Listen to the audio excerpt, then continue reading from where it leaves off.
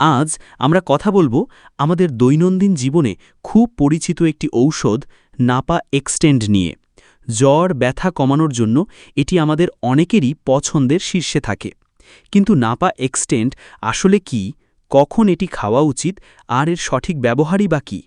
এই সমস্ত গুরুত্বপূর্ণ প্রশ্নের উত্তর আজ আমরা এই ভিডিওতে খুঁজে নেব। তাহলে চলুন আর দেরি না করে শুরু করা যাক। প্রথমেই জেনে নিই নাপা এক্সটেন্ড আসলে কি।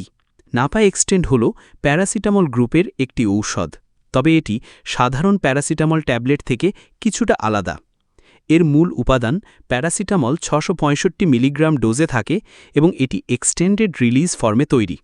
সহজ কথায় বলতে গেলে এর মানে হল এই ট্যাবলেটটি আপনার শরীরে ধীরে ধীরে মিশে যায়।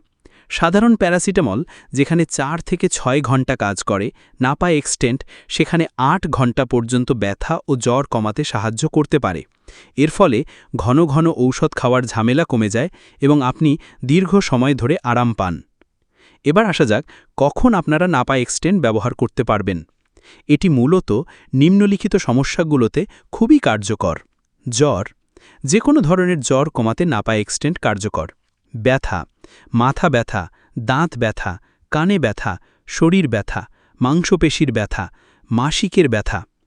আর্থ্রাইটিস ও অস্টিওআর্থ্রাইটিসের ব্যথা, বাতের ব্যথা বা জয়েন্টের অনমনীয়তা কমাতেও এটি ভালো কাজ করে।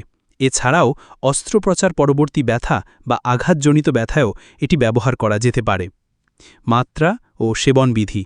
বন্ধুরা, যে কোনো ঔষধের সঠিক ডোজিং এবং সেবনবিধি জানা খুব জরুরি।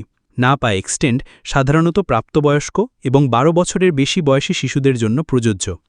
সাধারণত প্রতি 6 থেকে 8 ঘন্টা পর একটি করে ট্যাবলেট খাওয়া যেতে পারে। তবে অবশ্যই মনে রাখবেন 24 ঘন্টায় 3টির বেশি ট্যাবলেট খাওয়া উচিত নয়। ট্যাবলেটটি আস্ত গিলে ফেলুন, এটি ভাঙবেন না বা চূর্ণ করবেন না। যদিও নাপা এক্সটেন্ড সাধারণত নিরাপদ এবং এর পার্শ্ব প্রতিক্রিয়া মৃদু, তবুও কিছু বিষয় জানা দরকার।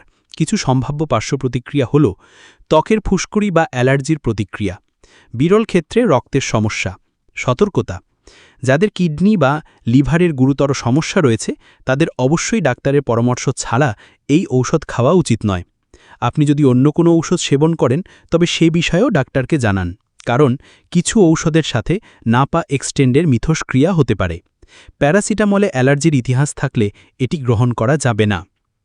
আশা করি এই ভিডিওটি আপনাদের উপকারে আসবে এবং নাপা এক্সটেন্ড সম্পর্কে আপনাদের ভুল ধারণা ভেঙেছে। যদি আপনাদের নাপা এক্সটেন্ড বা অন্য কোনো ঔষধ নিয়ে আরও কিছু জানার থাকে তবে অবশ্যই কমেন্ট বক্সে জানাবেন। আমরা চেষ্টা করব আপনাদের প্রশ্নের উত্তর দিতে। যদি ভিডিওটি ভালো লেগে থাকে তাহলে একটি লাইক দিন এবং আপনার বন্ধু ও পরিবারের সাথে শেয়ার করতে ভুলবেন না।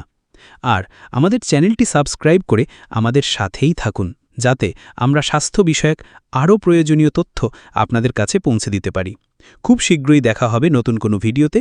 ততক্ষণ পর্যন্ত সবাই সুস্থ থাকুন, ভালো থাকুন। ধন্যবাদ।